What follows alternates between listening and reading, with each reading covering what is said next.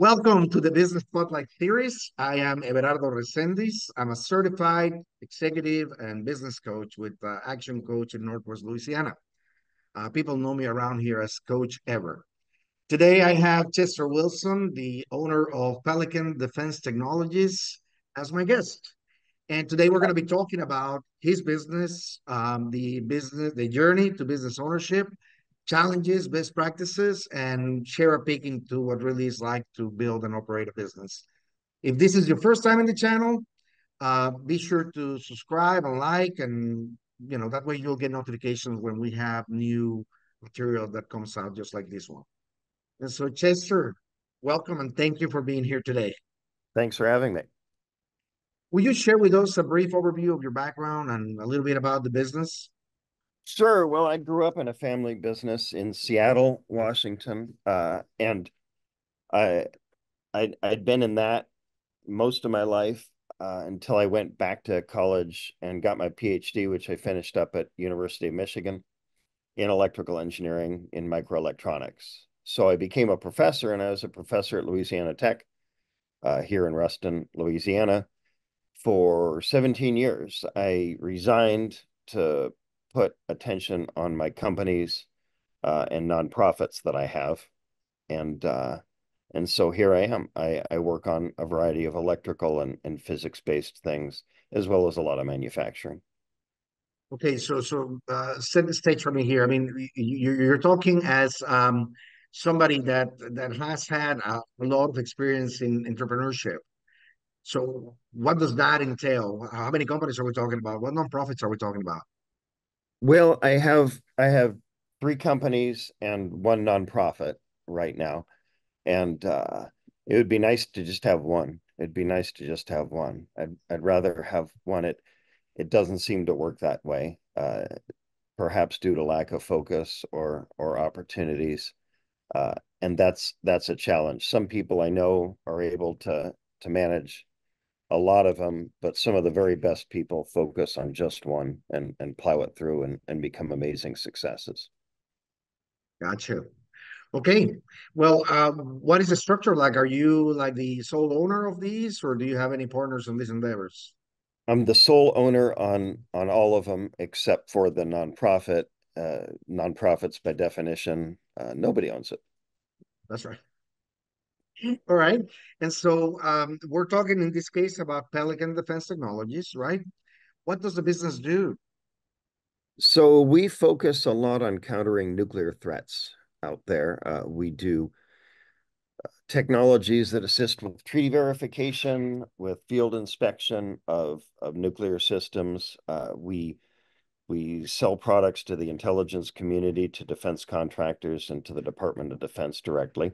We also do directed energy systems, both optical and RF, to counter WMD threats. The latest big threat are swarms of drones that can be loaded with a variety of gizmos, and we're focusing on that. But our original core business is nuclear products, nuclear detection, and nuclear protection against potentially catastrophic situations. Thank you for doing that. We definitely need that. Um, and so what is your role in this business? What do you play at right now? Well, I am fortunate to have many good employees, and I prefer my role to be taking care of and managing and developing the employees. That's what I'd rather do. That's what I'd rather do. If you're a business owner, you often get to do what nobody else seems to want to do or will do. That sometimes creeps up on you. I feel I'm in my zone if I'm spending 80% of my time developing the customer base. I feel that's where I should be spending my time because the infrastructure in my case often takes care of itself because I have engineers and they love to buy gizmos. And so I don't need to spend a lot of time finding the best gizmos. But if we're going to have positive cash flow, we need to have great customers. And I'm fortunate to have not that many, but really great customers. Outstanding. And so, what's your time utilization at this point? How many hours do you spend working in the business as opposed to on the business? uh, Perfect. I right now I'm working 20 hours in the business. That is, I'm working 20 hours a week in the business. I'm hoping that's a temporary blip. That's due to a shortage of key talent we have in one area we're striving to grow. And I'm training somebody. I've got them following me around all the time. So that I hope is temporary. And I want to work on the business about 40 to 50 hours a week. That's what I want to do. Right now, I'm working on the business 20 to 30 hours a week. And I don't like being in that space. You don't like being in the space where you're working in the business at all. I'd prefer to not work in the business. I'd prefer to work on the business. I think I have to work in the business at least 10 hours a week to sort of still know what's going on. I think I might. I think that might be true. But I definitely feel like I should be working on the business. Very cool. Very cool. Thank you for that. And so we're talking about a 50-hour week. Again, the whole point of this is to make sure that we make people aware, having a job like this, okay, having a business like this isn't something that you're gonna kind of just go and spend your days in the beach, right? You're having to put in a lot of hours and sacrifice on a regular basis, sometimes even, overnights, just to make sure that things happen. And so let's talk a little bit about, I know that you're on the defense and uh, technology industry. Um, and it's an area that I assume has a lot of let's call it entrepreneurs, people who are going into it, but at the same time, you also have well established, you know, providers of these things. So, what's competition like for you? Who's your competition?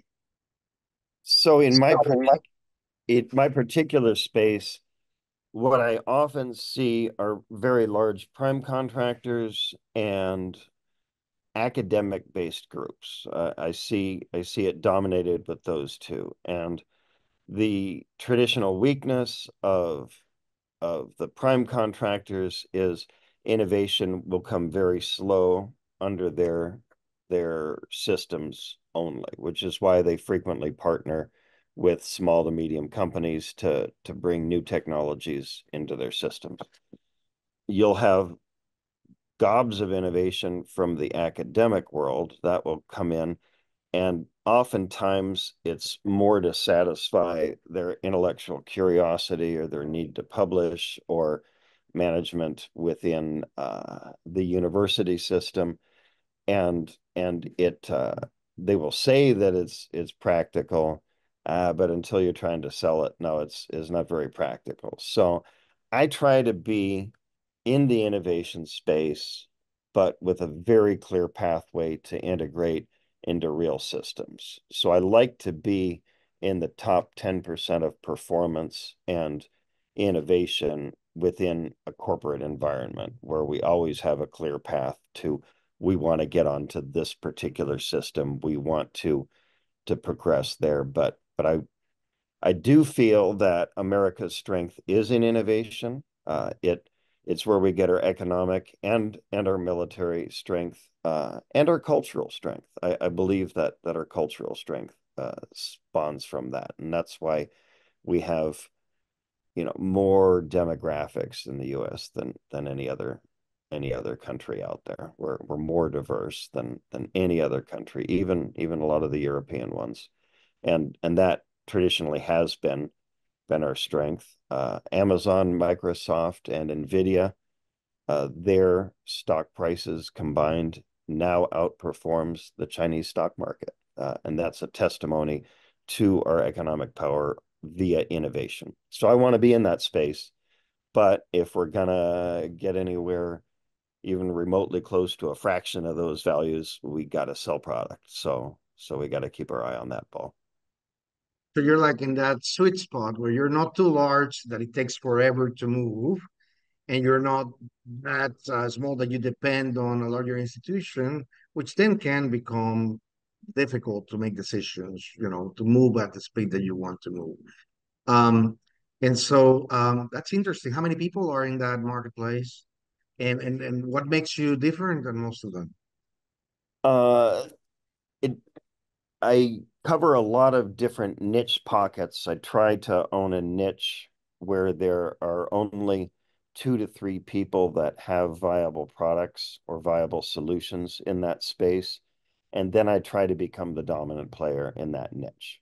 That's what I want to go into and become.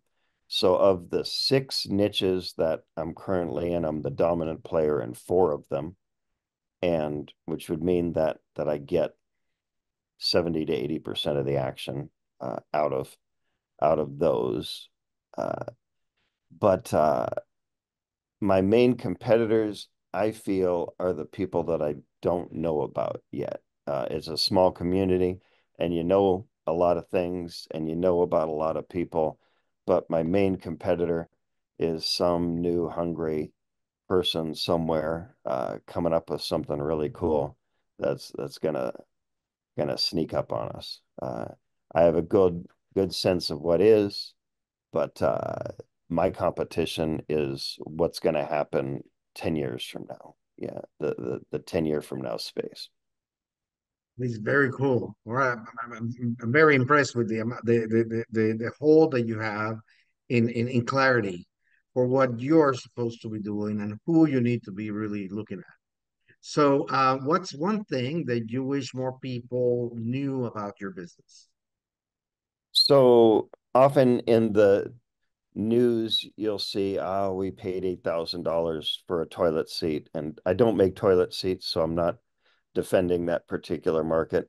But you're not paying $8,000 for the toilet seat. You're paying $80 for the toilet seat and about $6,000 for the paperwork and the time required to bring it to distribution, and the rest is profit. And so we are a business like all the other businesses. We uh, however, are unique in that we deal with a very large bureaucracy that admits it's a bureaucracy, and there's a lot of paperwork.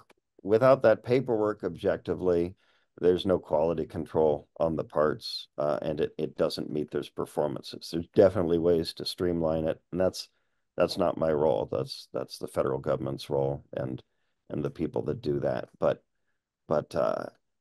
other businesses are always so awesome when you look at it from the other side, right? When you're like, oh boy, I wish I was in there. It just prints money. I even have once a year, somebody will call me up and says, "Hey, you get all that money from the government, right? I haven't been paid for like six months, and I'm doing stuff that's really important. Can you just, quickly tell them I need some of that money too, and get me some of that for getting back paid?"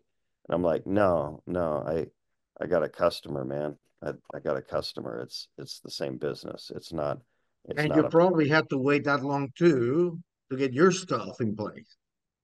Yeah, it's usually about 2 to 4 years since you start a conversation with somebody before you'll get an order.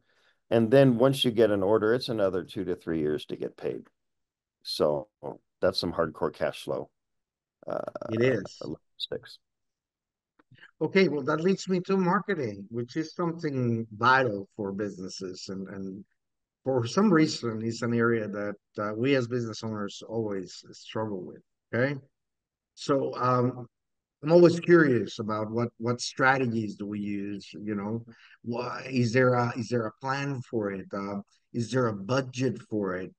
How do we reach the people that we need to talk to? So I've been fortunate so far in that most of my business has come in through connections that I have. Most of my core business has been through people that have come to me looking to get into things. I I do get out there and meet a lot of people. My usual day is on the road where I'm meeting a lot of people and pounding the pavement. And so it's still me doing that. I do, however, have a marketing funnel where we send out, information a variety of ways, including just spam emails, and see what comes back, and try to winnow it down into deal flow. In order to grow to the next level that I want to be, I'm gonna have to be bringing in some outside salespeople. I'm gonna have to bring in more of that, so that we can ramp that up. Outside salespeople, sales is not marketing, and so within the chain of acquisition in DoD, there is a lot of knowns. It's known who does this, who buys this. And so finding that information is relatively easy. But the sweet new opportunities are less easy. And it's really crazy, how the person you thought, there's nothing going on there, comes back and brings in a great opportunity. So I need to get a little bit better at getting the right message via the right marketing chain to increase the deal flow in my funnel, the input of what I call the whimsical clients, the people that got a new need that you could not have predicted. Understand. Okay, so let me ask you these. When you talked about bringing in some salespeople, it didn't sound like a fun activity for you. How come? Oh, so when I was running my parents' company, I grew up in a company, and when I was running that company, I had to deal with the sales reps in California, in particular Los Angeles.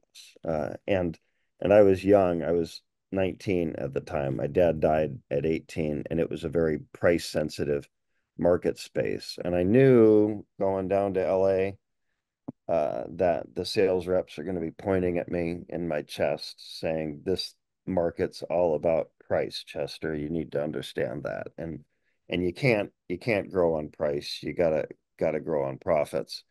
And I was dreading that. And there was my off ramp, my exit, and I missed it.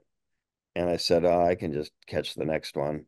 And I missed that. And now I'm not even in LA, I'm in San Diego. And now I'm in Tijuana. Uh, and I'm having a few beers in Tijuana. And so I called my mom and I'm like, I'm in Tijuana. I'm not in LA. I didn't meet with the sales rep. I'm not even sure why. And I don't think I can do this anymore. And so that's when I went back to get my graduate degree. That is what happened there. So maybe I've got some legacy pain, but it doesn't have to be that way. We're going to do direct sales, and the sales team I'm developing as it is now sells solutions to customers, and so the customers are buying solutions, not commodities, buying solutions and their solutions to things they want. Uh, and I think it might be fun, but I've got that dread. All right. Well, that's excellent. Just a quick question regarding the marketing part, and the sales development part, right? Do you use a specific a CRM, or how do you track the leads and where they are, the funnel that you're talking about? Is that I use systemized? I'm HubSpot. sure it is. Yeah, I use HubSpot, and I have, for non-sensitive information, I do utilize offshore people to manage the HubSpot flow. That would be for my electric utility sales, which are becoming larger. For defense stuff, we have to use a proprietary CRM that keeps the core information uh, at the proper classified levels. And so that is much smaller and much slower and much safer. There you go. Okay. So we spend so much time on the business and the practices that you have, and I love the audience to be able to step back and maybe take a dive into your journey a little bit more. And so I know that you mentioned, you were engineer, you decided to go into, the schools, and you then saw the opportunity, the hole that you were able to fill, right? Um, but what led you into that decision, into going in business rather than continuing your work as an academic? So the role of I was a research professor. I'm mostly focused on I was in charge of the graduate program in electrical engineering. And so everybody agreed that 90% of my work was in bringing in research funding and developing research opportunities and programs within my group. And I was pretty successful. I was usually one of the top few people, and at one point I was bringing in over 10% of the funding over there at Tech. And the the focus it changed a little bit. It changed because universities can change. It became much less focused on PhD work and on graduate level work over there, and much more focused on the undergraduate community, which is great. It's a great region, and the undergrads are great people, and I continue to employ a lot of those. But the role of a research professor is an entrepreneurial role. It is one. I don't feel like I really changed businesses when I left managing companies that make products. I made research. I still saw it as an entrepreneurial role. And maybe we live too long. Maybe we live too long. Yeah, yeah. I don't know if I can keep it the same thing for a while. Everybody agrees that I was burning out. I do hope to work with Louisiana Tech and help them grow and prosper. But I'm also working with Grambling and Delta Community College and a host of other people in the region. I am talking to you now from our business incubator that we've set up. My nonprofit now owns half of the old Farmerville High School. And so we're staging up a business incubator. We're doing a lot of great things. One of my best clients, my favorite client, has moved here, has moved a branch here, and some other people want to move as soon as we get some more of the buildings in place. We have six, and I really hope to increase the microelectronics footprint in the state of Louisiana. Over just a few miles down the road, over in Dallas, it's tons of that stuff, and it's going to leak over. And I've been propagandizing that to anybody that will listen. You're creating a new Silicon Valley. Uh, One no, person. well, I brought over venture capitalists, and they wanted to call it the Silicon Swamp, and that's possible. Everything's different. I believe that we can create a resurgence in manufacturing in the region that supports the microelectronics business, and that's mostly where I'm focusing our attention. And I've been working on a grant that our nonprofit got to help stage up the region for microelectronics. And boy, one of the companies that we're working with most likely got all of the structural contracts for the new Texas Instruments foundry, and that contract, is hundreds and hundreds of millions of dollars just for that. Wow. All right. Well, it seems like the future looks really bright. Tell me about your journey, going back to it. What is the most memorable roadblock or hurdle that you had to overcome, you know, that you were forced to go through? Without question, it's always me. The only roadblock is always me. I I was of the opinion that there's demons in my head, that there's enemies chasing me, but no, it always was the consequences of my bad decisions. It was it was always that. It was always look at that. I opened my eyes and there's some consequences in front of me. So I hope I remember that. Sometimes I fail to remember that, and usually that doesn't go so well. So I do believe the biggest roadblock is in my head. Uh, uh, Ideas on what I can't do and ideas on what I can do that are wrong. I believe that uh, uh, what I want to do is almost by definition bad. And so I need to put it up to a committee to review. And that's why I've got good employees who tell me no, and I ignored one of their pieces of advice just last week, and that went poorly. That At went your poorly. peril. Yeah, at my peril. I lost money on that one. Wow.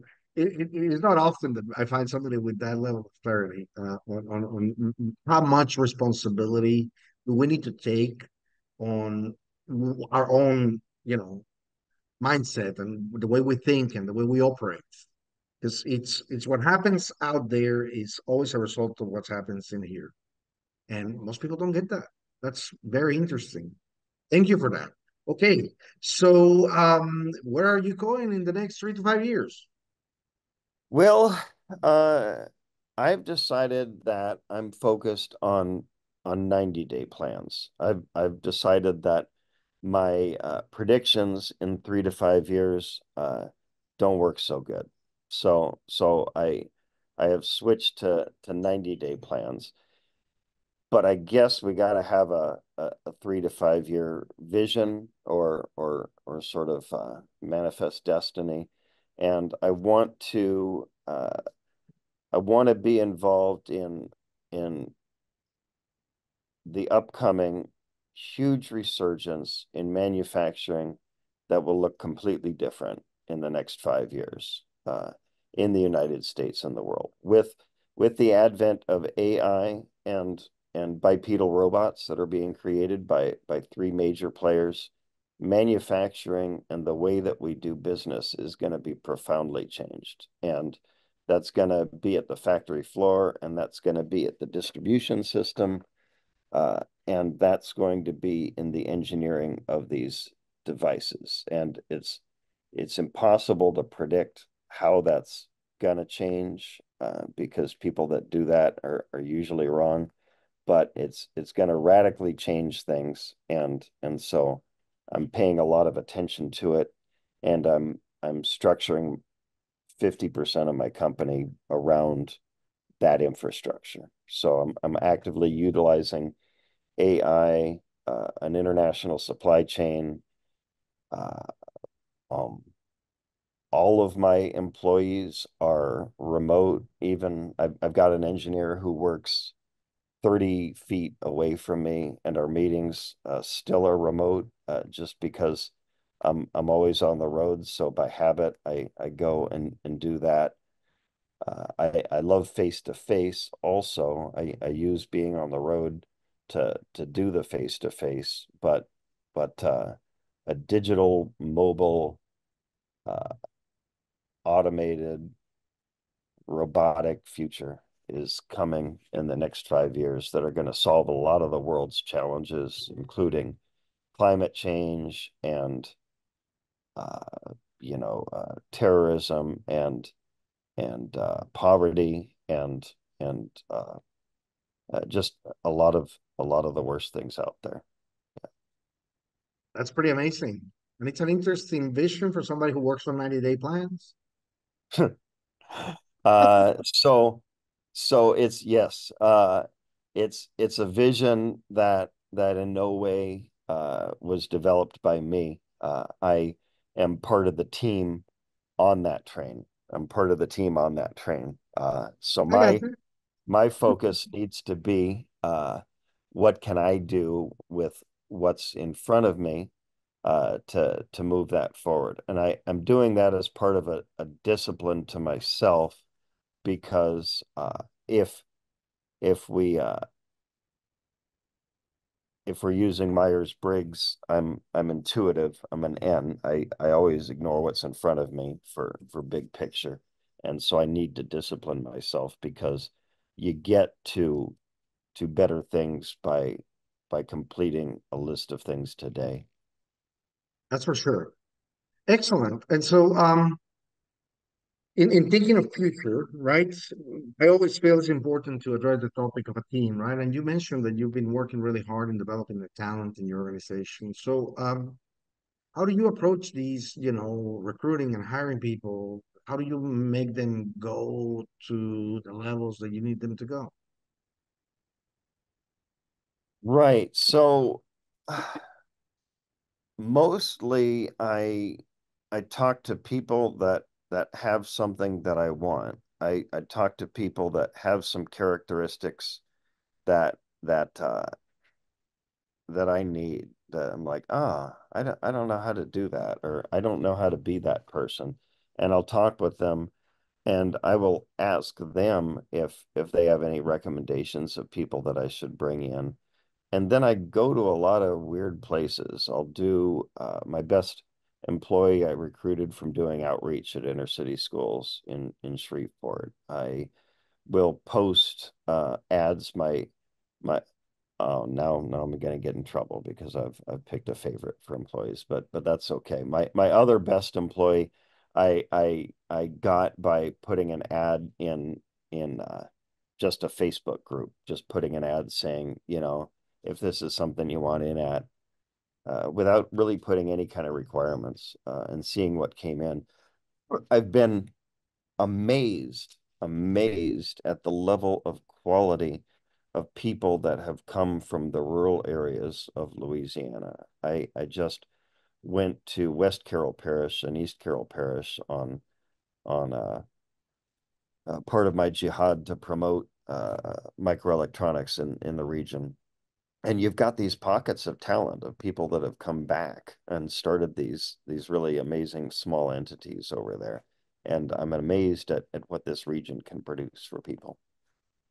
Yeah, but sometimes they just need the opportunity. Mhm. And there is this idea that you can always teach people or work with them to develop what you need them to know and do, but you can't change who they are. So you're able to pick up the right, what, back in the 60s, what they would call the right stuff, right? Right off the back. You can bring them to the moon. So kudos for that. Very good. Very good. So what do you think you need to be training your people in the next few months? Ooh, uh, I need to be training my people on selling stuff and increasing business. Some of the people that I have were shifting to a crowd-facing role, to a role to increase business in some of the core strengths that we have. And I have mostly introvertive engineers and thinkers and innovators. And so they're gonna have to go with whatever Salesforce we develop up there. They're gonna have to go with there, and they're gonna have to break out of their mold a little bit. And there's gonna be some pain in that. So that's what I'm teaching. The good news is that, with the right motivation, almost anything is possible, right? Right. And I'll regret saying this, but the other good news is if they just don't make it, there's lots of work in the lab for them. But I don't want them getting out easy. But I Yeah, yeah. suspect Don't give them the excuse. right. I doubt any of them are going to be watching this. Not that it's not a great thing. It's I just doubt that demographic, my employees are going to be watching this. I have my Well, make suspicion. sure that you pass it on to them. There's a couple of good things that they need to hear from you right here. I'll do that. Like who's the favorite employee and all that. You know what I mean? Right. All right. So we have covered a lot in our conversation today. For those people who are watching, I highly encourage you to save these and come back a few times to do an additional watch. There's a few good nuggets here that we need to make sure that we grasp. And as we begin to wrap up, I have a few rapid fire questions. Okay, so it's the lightning round, quick top of head question answers, and I may stop you and ask you to elaborate, but the first things that come to mind: what is the key to success to you? Huh. The key to success is controlling my environment and the people I'm around and the people I bring in.